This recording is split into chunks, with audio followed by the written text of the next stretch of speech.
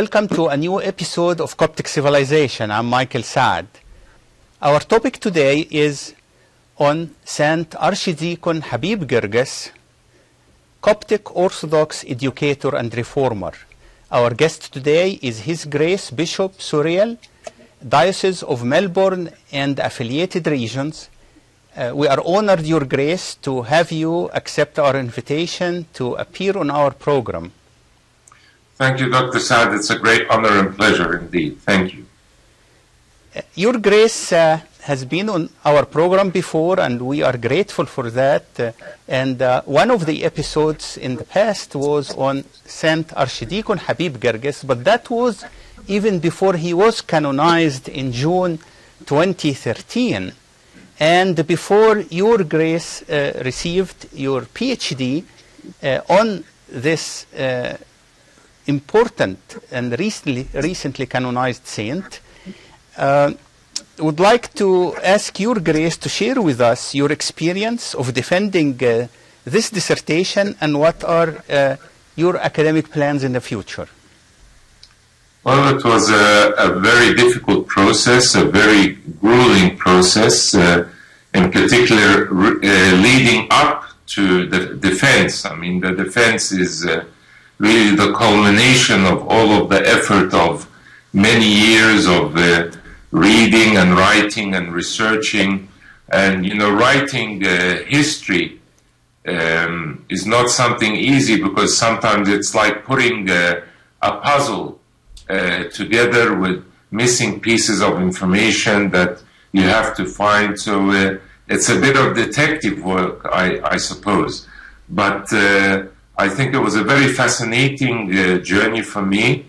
I enjoyed it, even though that it was very, very difficult, sometimes a very lonely journey, and many, many hours that are spent, thousands of hours in fact, to do this research. The defense itself, I was a bit nervous, I guess. There was a big audience in attendance. His Holiness Pope Tawadros kindly sent two blessed bishops from Egypt to attend, His Grace Bishop Epiphanius and His Grace Bishop Ma'ar, and also His Grace Bishop David from New York attended, and also about 20 priests coming from various places in the United States and Canada. And about 100 Coptic faithful. So it was quite an audience, and the university, it's not something that happens every day. And also the Dean of the Graduate School of Religion and Religious Education at Fordham University was in attendance for the whole event, even though that he usually does not attend these events, but he thought it was very significant that he attended and had time to speak with all of the people there. I think the defense went quite well. There were some difficult questions that were put to me, but I think that I was able to answer in the appropriate way. And at the end, this doctoral dissertation was accepted without any alteration, so as it is. And I'm hoping now, after a bit of rest, to begin looking at finding a suitable publisher to publish this important work, which I think will be useful for the Coptic Orthodox Church. Thank you so much. Actually, I look forward also to translating it into Arabic, and I mean the abridged version and other languages.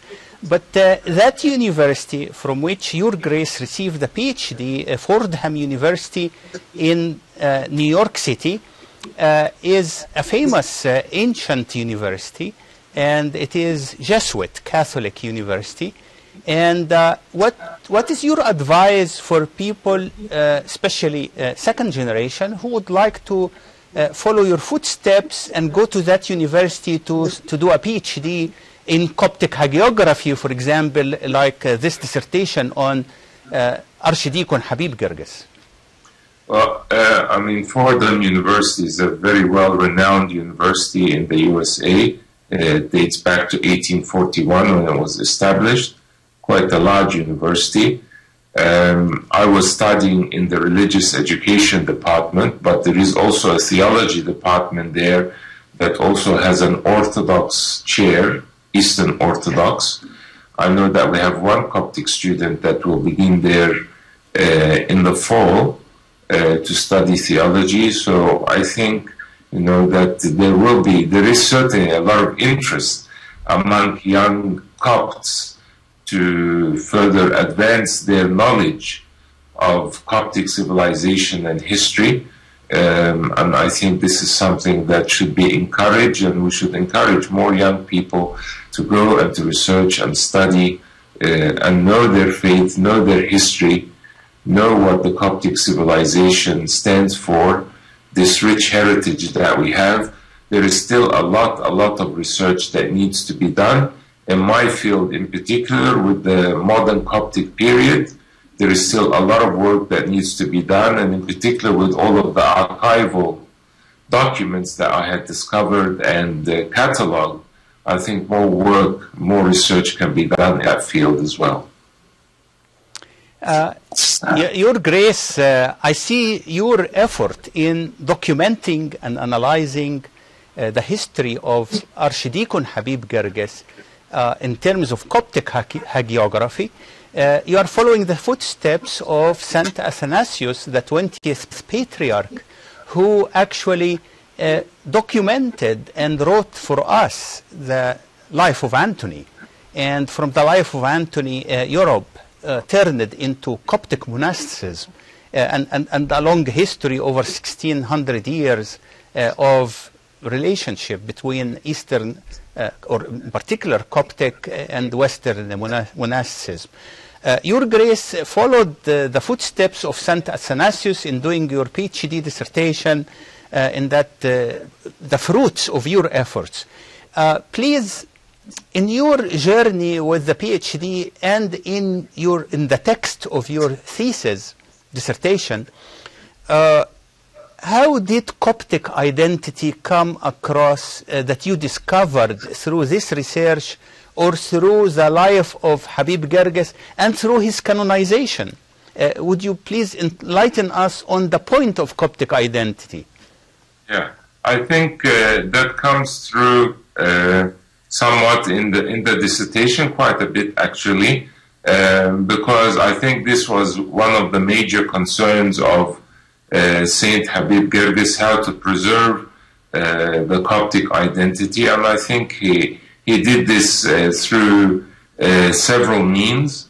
He used the theological college as a hub of activity for education and to disseminate religious and theological education throughout the Coptic Church, but he played an important role in reinvigorating interest in the Coptic language, and this was an important aspect of maintaining Coptic identity. So he placed a big emphasis on this in teaching Coptic language in the theological college, bringing up the importance of Coptic history, but also through many hymns that he wrote to encourage young people to know their dogma and their faith, and also through popular means of education, through giving importance to the Coptic liturgy, and for people to come and to participate. For example, in the villages where there was hardly no communication between the Copts there and the church, he began to encourage priests to come from the cities to take the holy altar board and to begin to administer the liturgy or celebrate the liturgy to the faithful there. and this was very significant and very important. And also through religious pictures that he used to print in the millions and distribute that had the lives of the saints, so that people would know their history, know the martyrdom of those that lost their life and shed their blood in order to preserve the faith and hand it down to us from generation to generation. He used many different educational means to be able to preserve the Coptic identity. Your Grace, if I may congratulate you on yet one more achievement earlier than the dissertation defense. That was about a year or more, maybe 2 years earlier, when the seminary in Melbourne, which is named St. Athanasius Coptic Orthodox Theological College, was awarded accreditation by the group of universities around it. And that accreditation means a whole lot, because it's the first Coptic seminary in the world to achieve such milestone. What, if you may walk us from Habib Gerges to that accreditation, what would be the line or thread that goes from Habib Gerges to the accreditation in Melbourne? Yeah.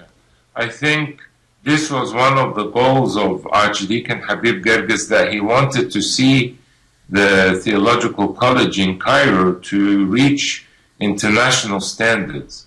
And he would borrow, for example, from the West, many different curricula from theological colleges. And he wrote in his book on the 45-year history of the Theological College in 1938, mentioning that he had brought curricula from Rome, from Athens, from the UK, and even from the USA, and he took from it what was suitable for an Orthodox setting, so that he could try to raise the standard of the Theological College. And so this was very, very significant for him, that he thought that for the college to be at this academic standard internationally, that this would strengthen the faith of the believers. If he has well-educated and qualified priests and preachers in the church, then the church can begin again to be enlightened and return back to its former glory.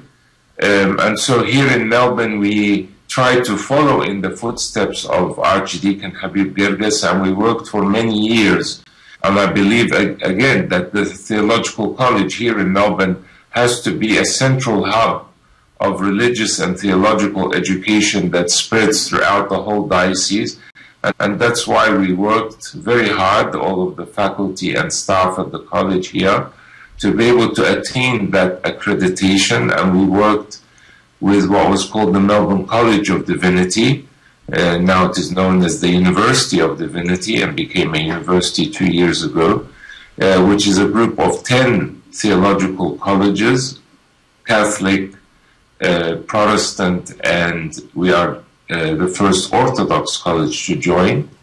And we were successful in gaining the accreditation, and now we offer an accredited diploma in theology, and we hope that we can continue to offer higher awards in the coming years. But this has been a very significant event in the life of our theological college here in Melbourne.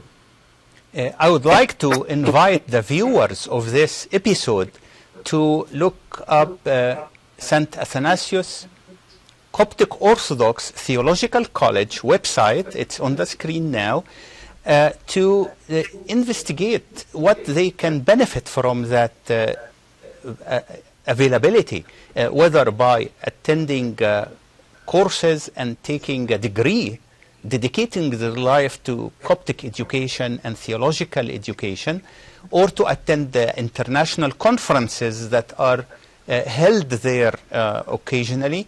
And Your Grace, what's your next conference in the Theological College in the future?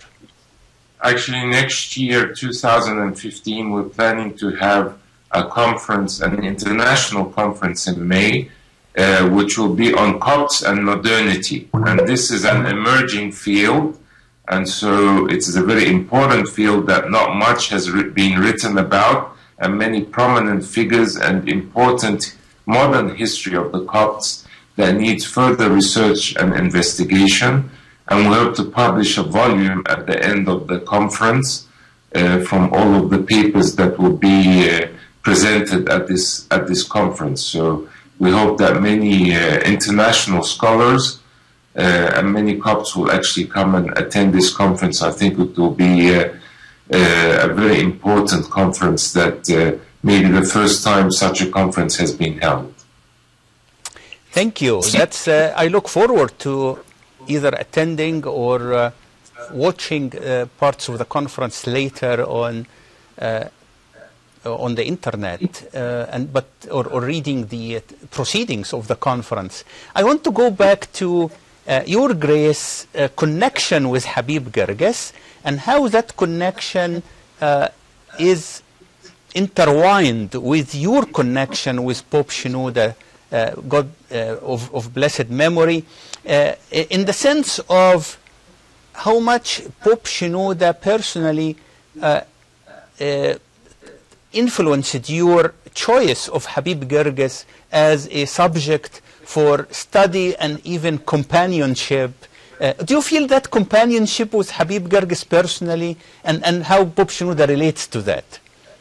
There's no doubt that I feel a very strong connection with Archdeacon Habib Girgis now after doing this very extensive study on him. But His Holiness Pope Shenouda III had a special relationship with him. He respected him very much. I remember him saying that every time that he would go to meet with Archdeacon Habib Girgis, that he would make sure that he had pen and paper so that he could write down any advice and useful words that Habib Girgis would say for his own benefit. And I think a lot of the methods and the vision that Archdeacon Habib Girgis had, that we can see it also in the life of His Holiness Pope Shenouda III of blessed memory. And I remember once when I was in New York, I had the opportunity to meet with His Holiness Pope Shenouda III for about 2 hours, in which he spoke extensively about his experiences and memories about Archdeacon Habib Girgis. So I think all of this was very important for me to know this background as I was doing my research on Archdeacon Habib Girgis. Thank you, Your Grace, and we look forward to this, if you recorded these 2 hours, that would be somewhat or somehow published in abridged form or in totality. That's a treasure, really a treasure, that we look forward to its publication. Yes, I think that could be easily done, and okay.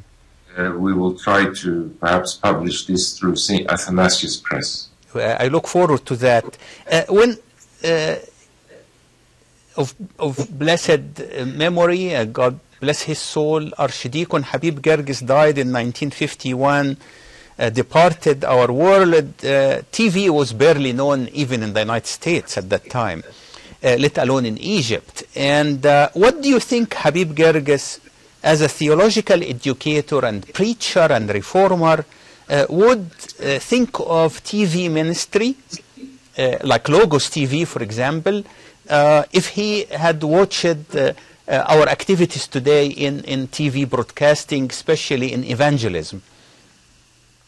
I have no doubt whatsoever that Archdeacon Habib Girgis would have very well utilized all of the technological means that we have today and social media for furthering Coptic studies and the Coptic faith and dogma amongst the faithful, because you can see glimpses of this in his writings when he speaks, for example, about how to overcome illiteracy in the villages, and he was well aware of what was known as the Lobach International System, Lobach was an American missionary who went into the Philippines in 1915 to preach amongst the Moro tribes, and he found that they were illiterate, so he formulated a system called Each One to Teach One, a simple method for those that know how to read and write to teach those that couldn't. And this system spread all throughout the world. 6 million people learned how to read and write using the Lobach International System. And Habib Gerges mentions this system in some detail in his book on the general visitations to the village. This is just one example. There are others, but I believe that he would have utilized the technology and any means that he had at his hands to assisting him to promote religious and theological education throughout the church. Amazing, amazing to have this visionary person, 1900, who served the church very well until 1951, 51 years of active ministry, including, of course, the establishment of the Sunday school movement in 1900, which touched the life of almost every Copt. So this saint really was canonized rightfully, and we are grateful for your grace effort along with other bishops and under the guidance of both His Holiness Pope Shenouda III and His Holiness Pope Tawadros II in the effort and the building momentum to canonize Archdeacon Habib Gerges. And would like to ask your grace for a final word of wisdom to conclude this episode. I think there is still much to be researched and more can be done on Saint Archdeacon Habib Gerges. I think I've only just put a foundation, and I hope more people will become inspired by him and do more research, and in particular on the patriarchal archival documents. I think that needs a lot more work, and I think more valuable research can be done in this field that will add to our knowledge on the modern Coptic era, which I think needs further study, and I hope more researchers will be interested to do this so that we can continue this important task. But thank you for your interest in this very important topic. Again, we thank your grace for about 900 pages dissertation on Archdeacon Habib Gerges, who was canonized in June 2013, and I'm personally blessed and honored to have your grace as guest on this program of Coptic Civilization. It's a great honor to be with you. Thank you so much, Dr. Saad. Thank you, Your Grace, and please pray for our ministry here and viewers. Thank you for watching Logos TV. This has been an episode on Archdeacon, the Saint Habib Gerges, and as a Coptic Orthodox educator and reformer. See you next week on another episode of Coptic Civilization. I'm Michael Saad.